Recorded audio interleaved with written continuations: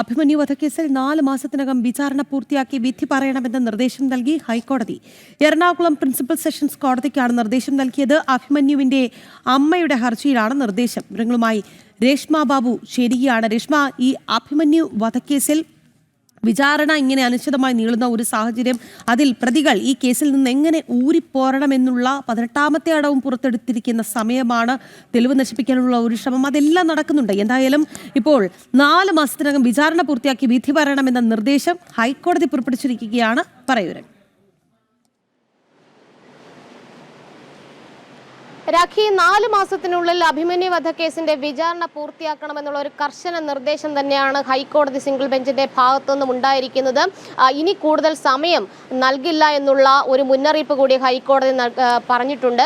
Ernakulam principal sessions കോടതിക്കാണ് നിർദ്ദേശം നൽകിയിട്ടുള്ളത്.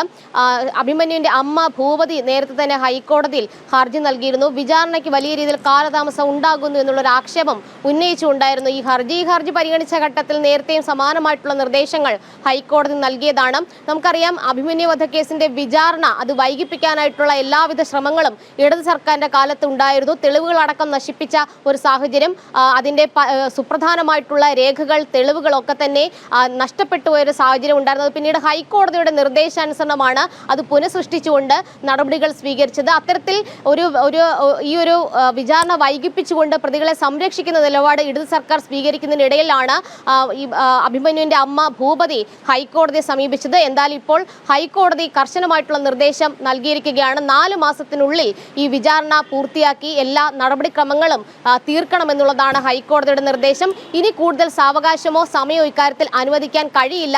ഇപ്പോൾ തന്നെ ഒരുപാട് സമയം വൈകിപ്പോയി എന്നുള്ള ഒരു പരാമർശവും ഹൈക്കോടതിയുടെ ഭാഗത്തു നിന്നും ഉണ്ടായിട്ടുണ്ട്. ശരി രേഷ്മ, എന്തായാലും അഭിമന്യു വധക്കേസിൽ നിർണായകമായ ഇടപെടലാണ് ഹൈക്കോടതിയുടെ ഭാഗത്തു നിന്ന് വരുന്നത്. 4 മാസത്തിനകം വിചാരണ പൂർത്തിയാക്കി വിധി പറയണമെന്നതാണ് കോടതിയുടെ നിർദ്ദേശം. എറണാകുളം പ്രിൻസിപ്പൽ സെഷൻസ് കോടതിക്ക് ഇത് സംബന്ധിച്ച് ഹൈക്കോടതി നിർദ്ദേശം നൽകിയിട്ടുണ്ട്.